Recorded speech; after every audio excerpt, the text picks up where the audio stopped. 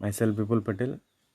इस वीडियो में हम अलग अलग टाइप के एग्जाम्पल देखेंगे। फर्स्ट एग्जाम्पल, पहला एग्जाम्पल है 2 charges of 4 microcoulomb and 16 microcoulomb are placed 40 centimetre apart in air, calculate the force between them. यहाँ पे दिया है कि 2 चार्ज है। पहला चार्ज है 4 × 10⁻⁶ कूलम, दूसरा चार्ज है 16 × 10⁻⁶ कूलम। यहाँ पे एक्चुअली माइक्रो जो है, माइक्रो का मीनिंग होता है 10⁻⁶। और ये दोनों चार्ज जो है, दोनों चार्ज को 40 सेंटीमीटर के डिस्टेंस पे रखा है। दोनों के बीच में जो डिस्टेंस है वो 40 सेंटीमीटर है। ये एग्जाम्पल में दिया है, ठीक है। और हमें यहाँ पे फाइंड क्या करना है, फोर्स, दोनों के बीच में फोर्स फाइंड करना है। तो सबसे पहले चाहिए यहाँ पे फोर्स का इक्वेशन। ये है फोर्स का इक्वेशन। तो दोस्तों यहाँ पे आपको फोर्स का इक्वेशन है, अगर एग्जाम में आता है तो फोर्स का इक्वेशन आपको याद रखना है। तो फोर्स का इक्वेशन है, फोर्स यानी force equal to 1/4 pi epsilon into Q1 Q2 upon d²। ये फोर्स का इक्वेशन है, ठीक है।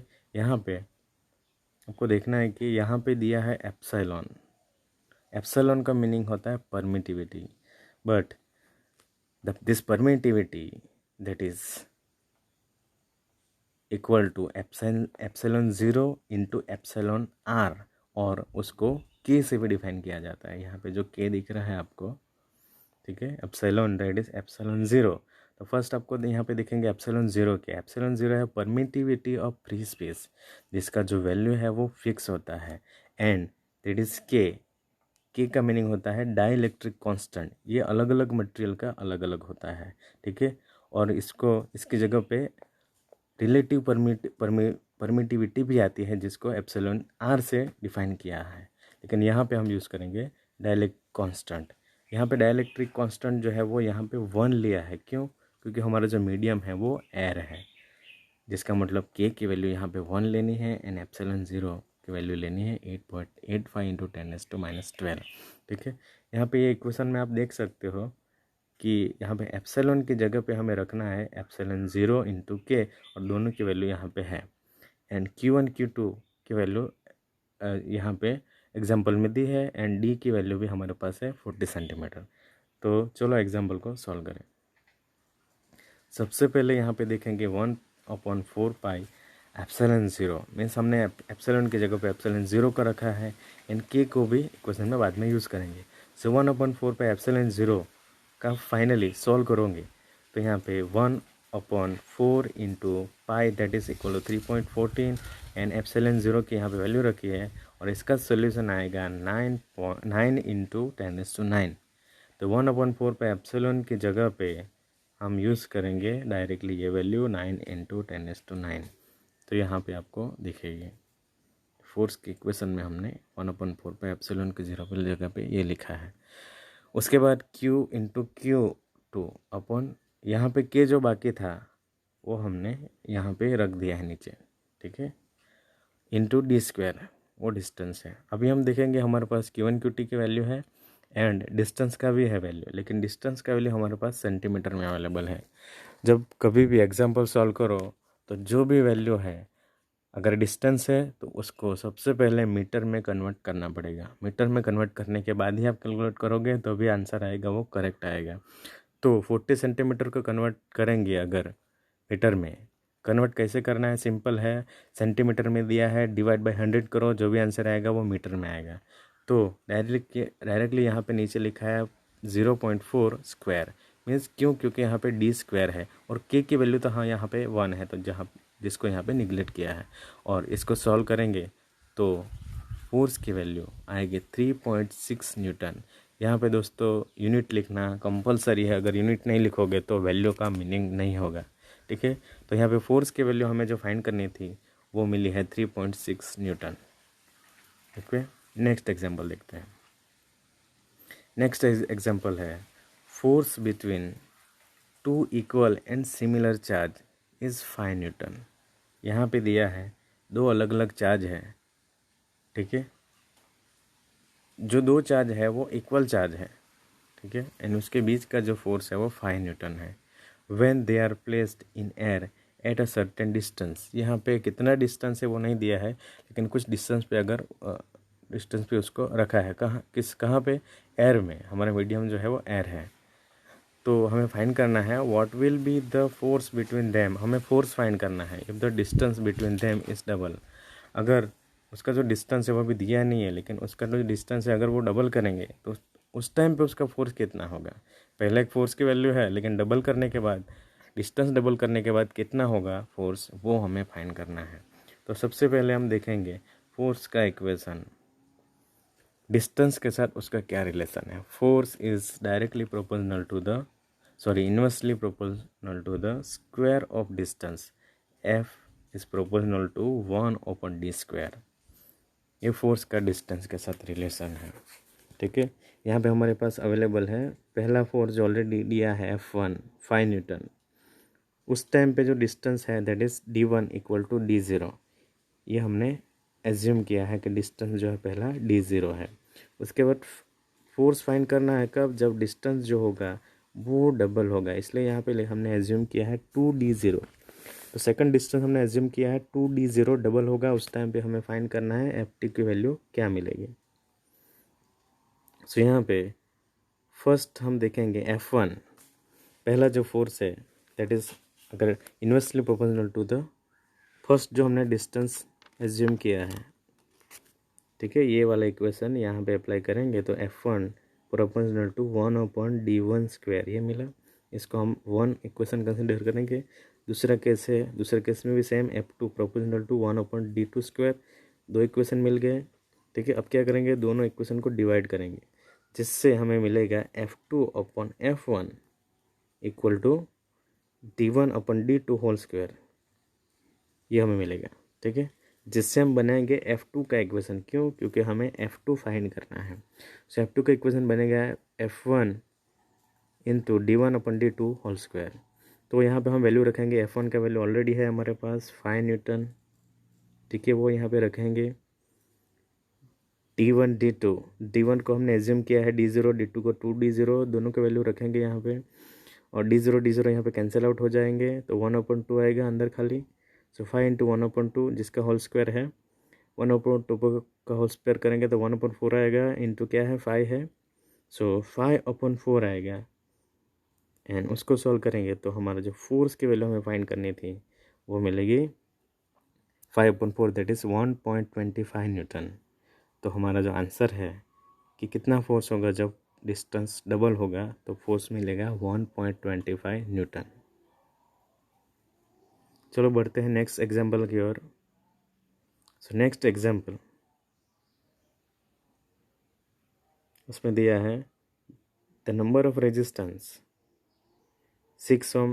यहाँ पे एक रेजिस्टेंस दिया है 6 ओम का, दूसरा है 10 ओम, दूसरा है 12 ohm. Are connected in parallel. 3 resistor है 6 ओम, 10 ओम, 12 ओम, इसको पैरेलल में कनेक्शन किया है, इन समांतर में कनेक्शन किया है। And then to battery of 20 volt. उसके बाद उसको 20 वोल्ट की बैटरी के साथ कनेक्ट किया है। हमें फाइंड करना है टोटल रेजिस्टेंस, जिसको बोलते हैं इफेक्टिव रेजिस्टेंस या फिर इक्विवेलेंट रेजिस्टेंस, हमें फाइंड करना है।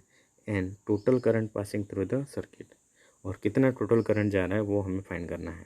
तो ये जितना एग्जांपल में दिया है उससे हम अगर सर्किट ड्रॉ करने की ट्राई करें तो यहाँ पे एक 6 ओम का रेजिस्टेंस है, एक 10 ओम, एक 12 ओम, तीनों आपस में पैरेलली कनेक्ट है, ये हमने ड्रॉ कर लिया है। ठीक है, और उसका कनेक्शन एक बैटरी के साथ 20 वोल्ट की बैटरी के साथ है, यहाँ पे हमने ड्रॉ किया है। तो हमें यहाँ पे एक्चुअली फाइंड करना है कि तीनों का जो इफेक्ट होगा, पैरेलली कनेक्ट रेजिस्टेंस का इफेक्ट फाइंड करना है, जिसको बोलेंगे टोटल रेजिस्टेंस। एंड जिससे जो करंट फ्लो होगा, मेन करंट, यहाँ पे तो करंट डिवाइड हो जाएगा, लेकिन जो मेन करंट होगा वो हमें फाइंड करना है। तो चलिए स्टार्ट करते हैं। सो फॉर पैरेलल कनेक्शन, जो मेन इक्वेशन है पैरेलल कनेक्टेड रेजिस्टेंस का, वो होता है 1/R।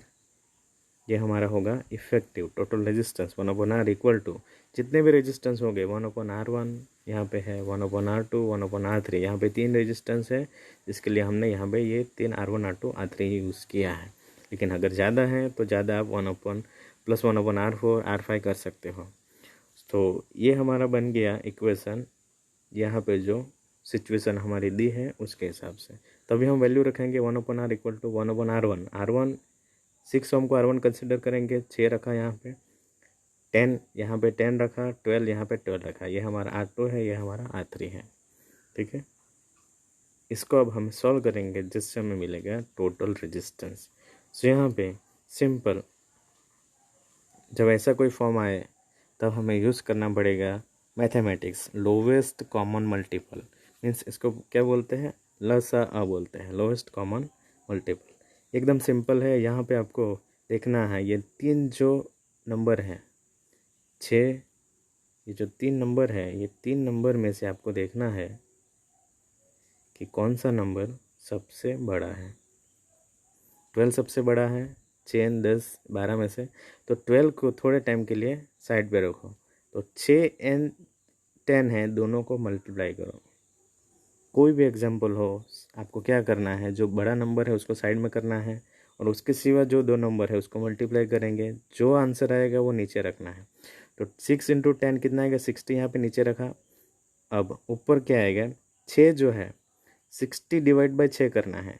60 को 6 से डिवाइड करेंगे तो आंसर आएगा 10, वो 10 है यहाँ पे आएगा। प्लस 60 को 10 से डिवाइड करेंगे तो आंसर आएगा 6, वो यहाँ पे रखना है। एंड 60 डिवाइड बाई 12 करेंगे तो आंसर आएगा यहाँ पे रखना है। तो ऐसे करके हमें ये सॉल्व करना है। तो ये हमें मिला। अब सिंपली एडिशन करना है ऊपर, 10 + 6 + 5 दैट इज़ 21/60। 21/60 ये आएगा 1/r इक्वल टू। ठीक है, सो r इक्वल टू अगर हमें करना है तो 60 यहाँ पे ऐसे ऊपर जाएगा, r इस साइड पे आएगा एंड 21 नीचे आएगा। तो कैसे बनेगा, r इक्वल टू बनेगा 60/21। ठीक है, 60 ऊपर क्यों गया, क्योंकि इक्वल टू की साइड पे ऊपर जाएगा एंड r को उस साइड पे लेके जाएंगे और 21 नीचे आएगा। सो r इक्वल टू हमें जो टोटल रेजिस्टेंस चाहिए था वो मिला 2.8 ओम। ये हमारा टोटल रेजिस्टेंस का वैल्यू है। अब हमें फाइंड करना है कितना करंट जो पास हो रहा है वो करंट। टोटल रेजिस्टेंस हमें मिल गया, सिंपली ओम्स लॉ को यूज़ करना है, V = IR।